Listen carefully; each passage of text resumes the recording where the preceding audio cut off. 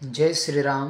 तुम विरुद्ध किए जन जो गोटे वीडियो करुच्ची तुम कौच आमर से वीडियो देखबार ना कारण से जार बुद्धि ना ज्ञान ना से लोक मान वीडियो आम देखू आम विरुद्ध से वीडियो करते भी देखू ना वीडियो बनई मोर एगेन्स्ट किंतु मु देखिनी कारण मु जानी मानन को शुणे किए गोटे मोर पाख को पठाइला माछ मांस खाइबार द्वारा बुद्धि भ्रष्ट हुए एमती सुब्रतार्य कहते मु देखिनी कारण देखिकी वीडियो मोर समय नष्ट करिवारे नाही फालतू रे वीडियो बनैले तांको आमे सुनिबुनी कारण आम पाखरे सेते समय नाही तांको सुनिकी हमर समय नष्ट करिवनु ठीक अछि जेबी भाई म जो वीडियो मु एगेन्स्ट बनैबो मु देखिबिनी कारण हमर पाखरे सेते समय नाही ठीक अछि सुब्रतार्य भाई कहबा को चाहे आमे नै कि तुम विरुद्ध रे कि तुमको रेस्पोंस कर वीडियो जदी करूछु सेटा एक्चुअली तुम पई खाली करूनु तुम देखले केते न देखले केते तुम कथा जो तुम नहीं कि जो विष बुणुच तुम जो रोग फैलाउच से रोग रे आक्रांत लोक माने कहीं ना कहीं गोटे उपकार हुअंतु बोली आमे वीडियो करूछु तुम कथा को रेस्पोंस करिकि बुझो कि नै तुम देखो कि मान देखो तुम पई नै किसी कथार मूल्य रहउछि कि तुमरो तुम जो कहू आमे देखबार नै हमर टाइम नै भाई तुमको के देखबा कहू नै आमे सेंती भी डायरेक्ट तुम पई करूना एठी भी तुमर कथार किछि वैल्यू रहला नै बहुत लोक भारत वर्ष रे अछंती जो माने कि माछ मांस अंडा मदिरा पान करूछंती खाउछंती बुद्धि भ्रष्ट हेउछि सेतमै लोक माने अधिक ख्रिस्टियन मध्य हेउछंती। आपण माने छोट फनी वीडियो तो देखिथिबे जेटा कि टीचर बोर्ड लिखुछंती कोलेस्ट्रॉल आ पचारुछंती जे एटा कोन लिखली गोटे झियो ठिया कि कहूछि जे साथ छले तक तो ठीक है लेकिन भटूरे गलत लिखा है। अच्छा बच्चों बताओ ये क्या लिखा हुआ है? सर ये छोले तक तो सही है, ये भटूरा गलत लिखा है। आपण तो जानि छंती छोले भटूरे कहले पूरी तरकारी जोटा में खाऊ जलखिया एग्जैक्ट आज मु ए भाई को कहबा को चाहे से कहउछंती जो माने कि माछ मांस अंडा मदिरा पान करूछंती खाउछंती बुद्धि भ्रष्ट हेउछि। माछ मांस अंडा आ मदिरा खाई कि बुद्धि भ्रष्ट होउछि बोली हां मदिरा तो ठीक है किंतु माछ मांस अंडा खाई कि बुद्धि भ्रष्ट होउछि सेटा किंतु मोर मन को पाउ नै सेटा हजम हो नै। Praise the lord and welcome back to my YouTube channel correcting spiritually.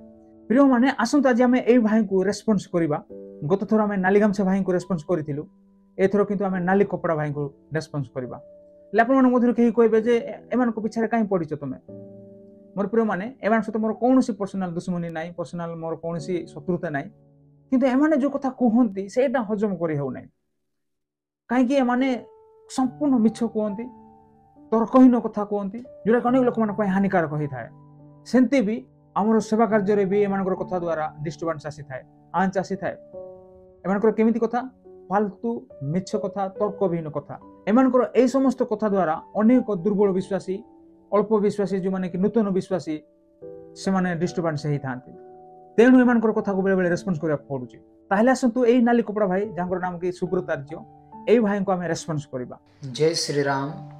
बहुत लोक भारत वर्ष रे अछंती जो माने कि माछ मांस अंडा मदिरा पान करूछंती खाउछंती बुद्धि भ्रष्ट हेउछि। हां ठीक कथा काई कि माछ मांस अंडा खाइबा लोक बहुत लोक अटंती जते देखिबो नॉन वेजिटेरियन बहुत अछंती आ बहुत कम परसेंट लोक जो माने कि वेजिटेरियन शाकाहारी अटंती ताहले बहुत लोक माछ मांस अंडा खांती आ मदिरा केते लोक पान करते ता जानो पाए मोर इच्छा नाही ओके किंतु मदिरा भी पान करते किंतु से कहउछंती एठी से समस्त खाउथिबा पान करथुवा लोक माने बुद्धि भ्रष्ट होंती तामाने से हमर भारत वर्ष रे प्राय समस्त को बुद्धि भ्रष्ट बोली कहउछंती। हां सत्य कथा काहे कि ना माछ मांस अंडा खाइबा लोक अधिक आपण मारतु गूगल रे कि नहले आपण रिसर्च करंतु ताले अधिकांश लोक से बुद्धि भ्रष्ट कहउछंती।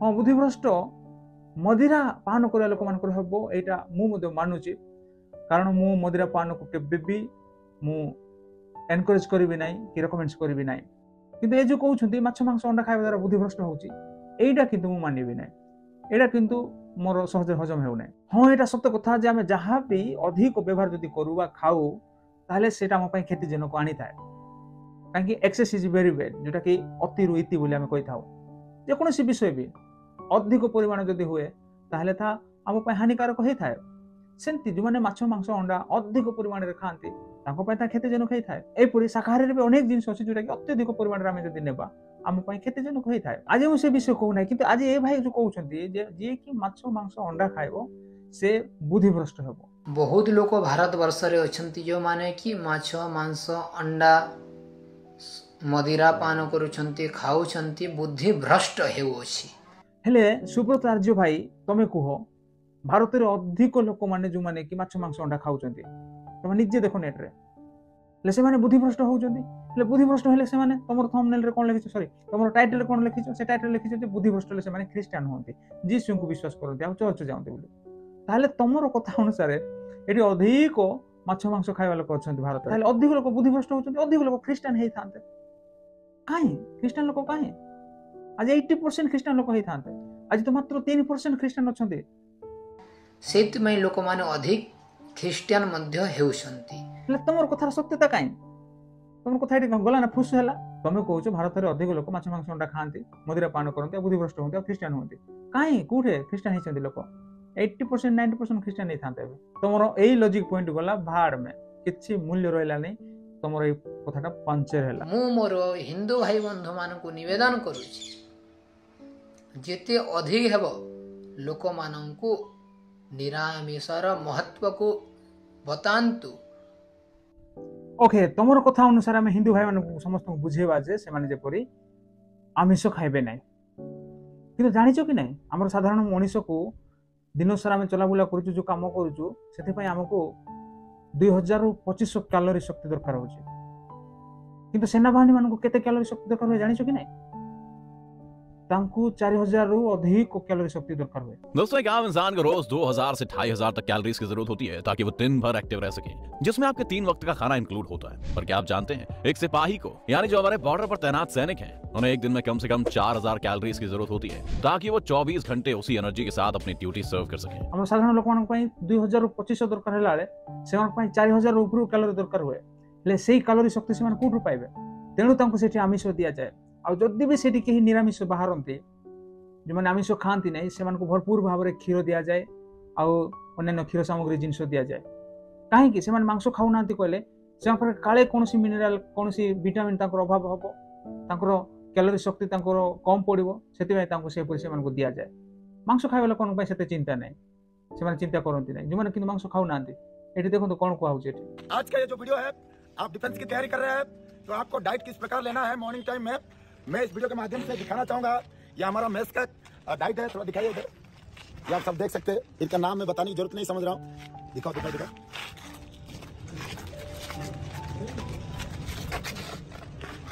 आपने देखा ये जो डाइट है ये आपको रोज लेना है, जिससे क्या होगा आपको आपके अंदर बॉडी में रिकवर होगा, एनर्जी फुल आएगा। तो ये रोज का डाइट है दोस्तों, ये आपको खाना है।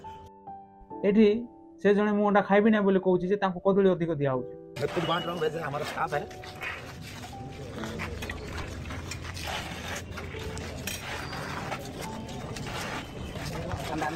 अंडा नहीं खाएगा तो जो अंडा नहीं खाता है तो केला जो मिलता है। कहीं ना जब अंडा खाई था अलग बेसी चिंता कराई न था जेहेतु अंडा खाऊ ना बोलिक सांगे सांगे कदली अधिका नियो बोली कहु। तुम एतकी जान जे बुद्धिभ्रष्ट हमें ना मांस खाइक, तुम कौन कहना चाहूच मांस खाइक जो बुद्धिभ्रष्ट बोली कहूच ले सैन्य सामंत समस्त बुद्धिभ्रष्ट होती। जब सैन्य सामंत मांस खाई खाई जो बुद्धिभ्रष्ट होता आज तुम आज आराम से रही पारि था।